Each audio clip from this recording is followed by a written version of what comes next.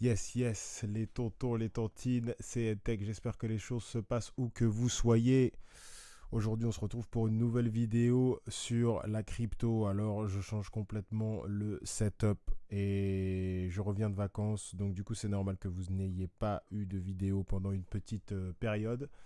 Mais on revient dans le game petit à petit, lentement mais sûrement. J'espère que tout s'est bien passé pour vous de votre côté. Et voilà, donc du coup, je reviens un petit peu sur la crypto.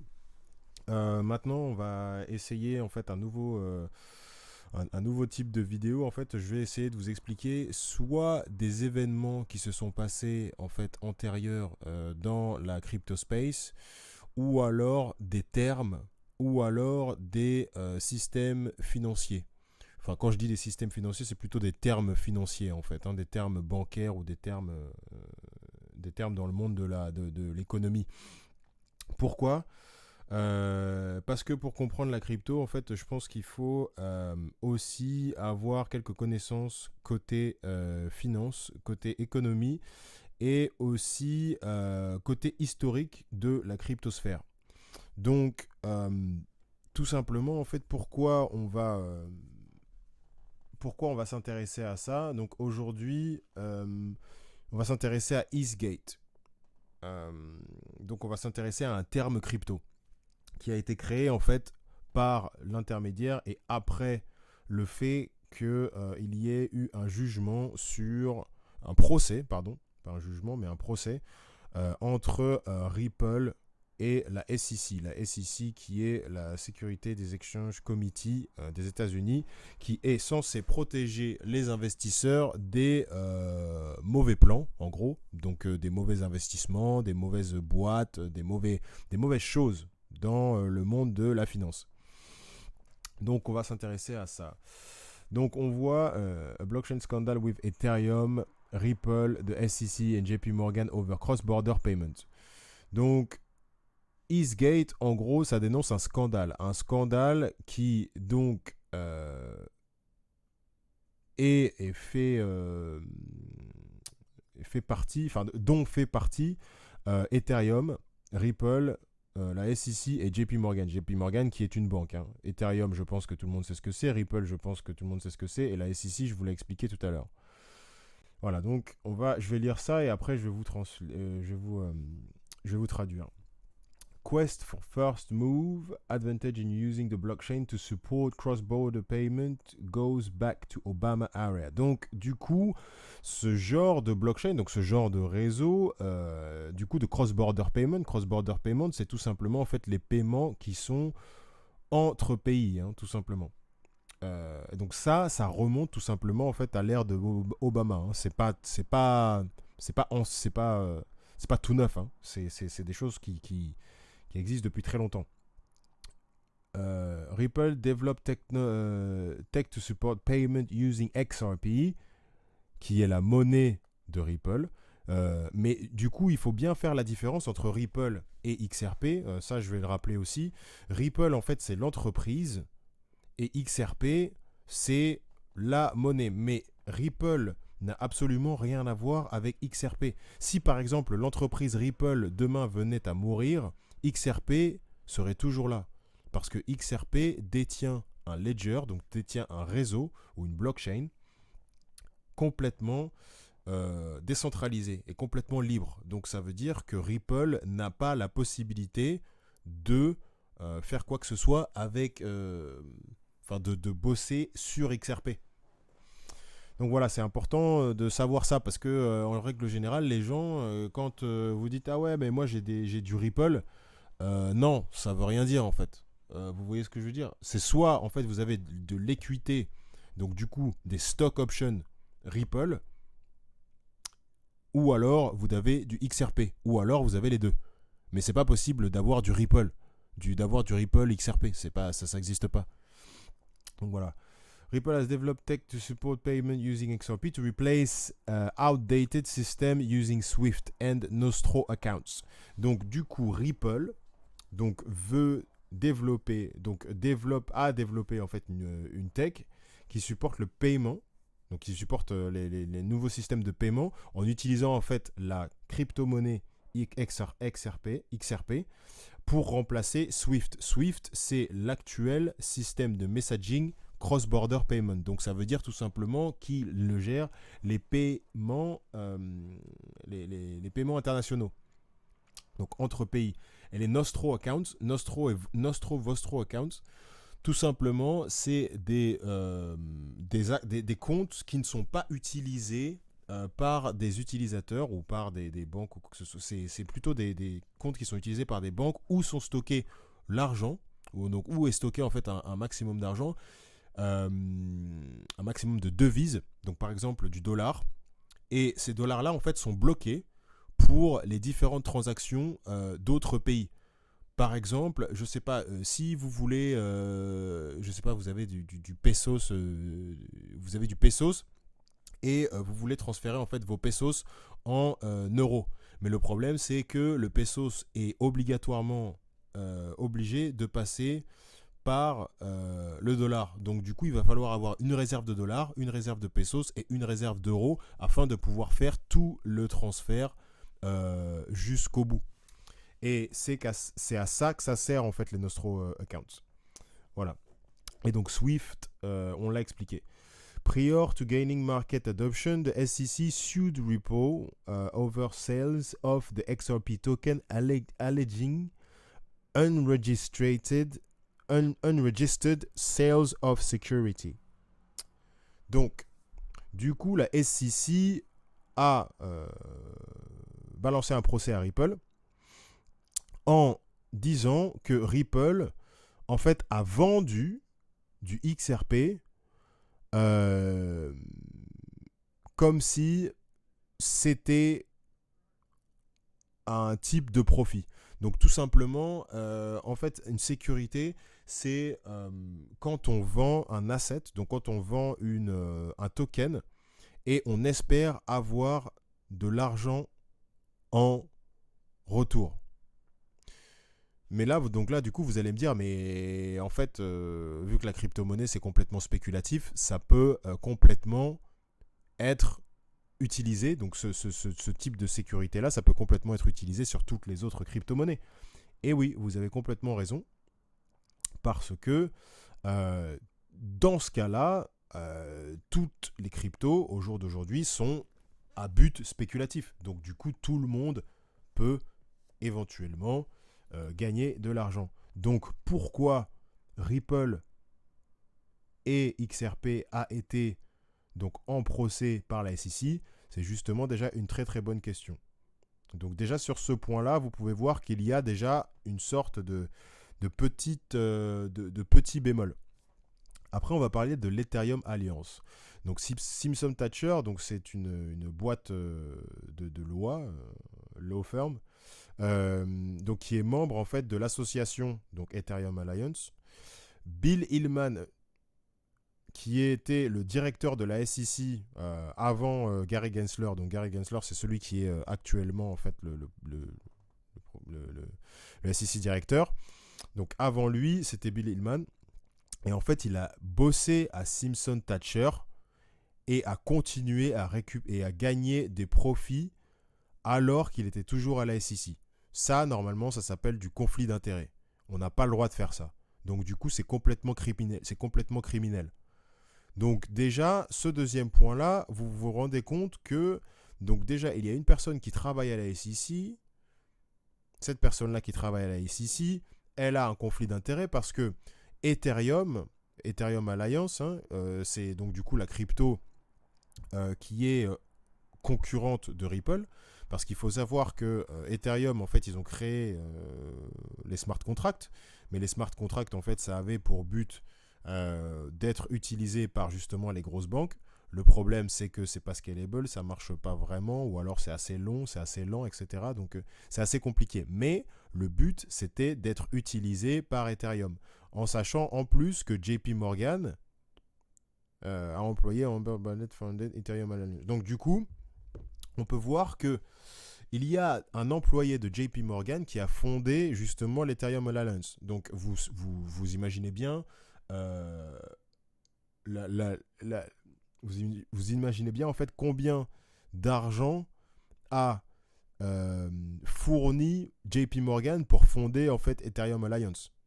Donc, si on résume, JP Morgan a fondé Ethereum Alliance, donc du coup a aidé Ethereum à s'établir. Pendant ce temps, ils ont utilisé Bill Hinman pour essayer peut-être de ralentir ou alors de balancer tout simplement en fait une lawsuit sur XRP pour donner une sorte de monopole à Ethereum. Vous voyez ce que je veux dire? Donc c'est un peu ça qui se passe. Et après, si on regarde un petit peu plus en détail, on peut voir que Hinman emails. Donc, in 2018, SEC Chairman Bill Hinman gave a speech where he declared Bitcoin and Ethereum to be commodities, not securities. Donc, complètement différent, donc à l'opposé de Ripple et XRP. Donc, not securities, which contribute to massive increase in market price of ETH token. The speech was discussed within the SEC via email, and the emails may contain info around whether the SEC truly believe XRP is a security. Despite orders from judge, SEC refuses to share emails with courts, claiming AC privilege. Donc, en gros, les emails, donc il y a eu des emails, et en 2018, donc monsieur Bill Hinman, donc la personne qui était à la SEC et qui avait un conflit d'intérêts entre Simpson Thacher et la SEC, et ben ce mec-là, il a déclaré que Bitcoin et Ethereum étaient des commodités, donc du coup vous pouvez les utiliser, vous pouvez les trader, vous pouvez donc utiliser en fait Bitcoin et Ethereum sans problème. Et donc le jour où il a dit ça, Ethereum a pris vraiment en fait a pris un pump, on appelle ça dans le jargon un pump, donc il a pris énormément de pourcents. Donc les gens en fait se sont gavés quoi, vraiment. Voilà. Donc du coup comme elle dit, voilà. Price Ethereum token increase in market price Ethereum token.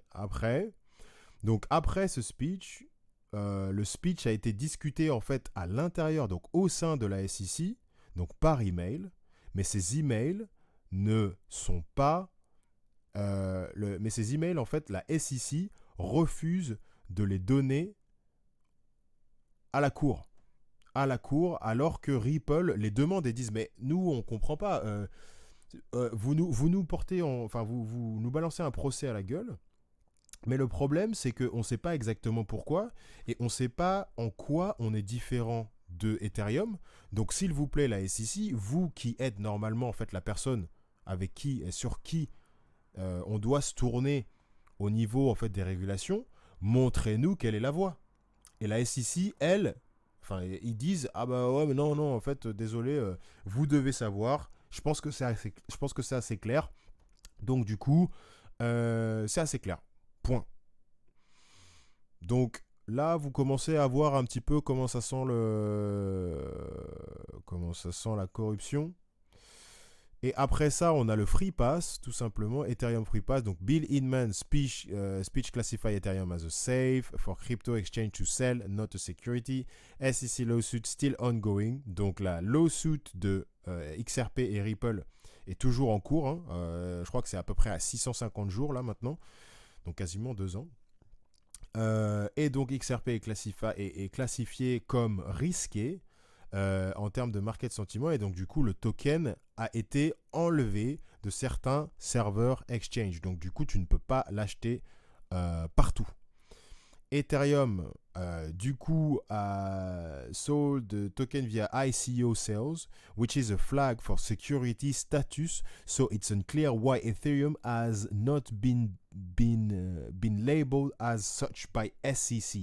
Donc du coup, une ICO en fait ça s'appelle Initial Coin Offering. Donc du coup, quand tu fais une ICO, ça veut dire que en fait tu fais la pub.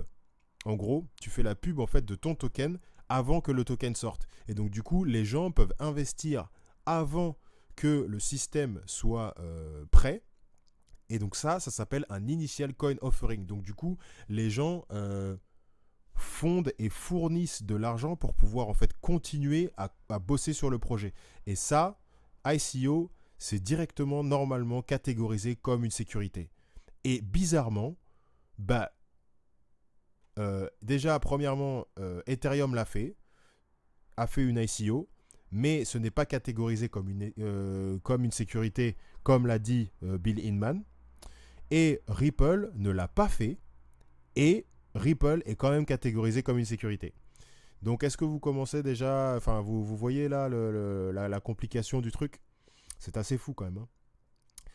Donc, voilà. Et donc, la question en fait, c'est est-ce que JP Morgan a poussé la SEC à balancer une lawsuit sur Ripple pour avoir l'avantage avec Ethereum?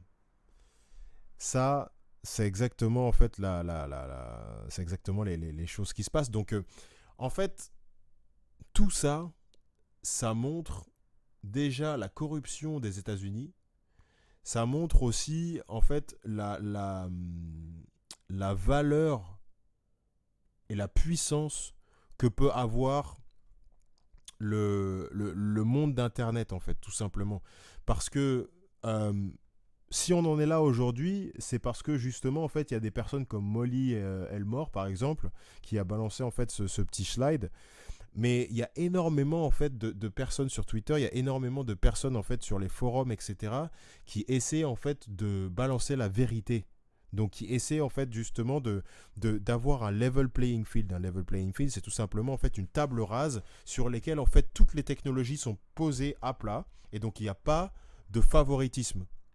Et donc du coup, la communauté XRP, du coup, essaie de favoriser justement le non-favoritisme pour pouvoir avoir un level playing field et que les choix soient faits uniquement par technologie et non pas par le biais de quelqu'un qui a graissé la patte de quelqu'un d'autre. Vous voyez ce que je veux dire? Donc, c'est un combat aussi bien euh, entre la corruption et, et la loi, donc américaine, mais c'est aussi bien un combat contre les riches et les personnes, donc pas en difficulté, mais nous, quoi, tout simplement, hein.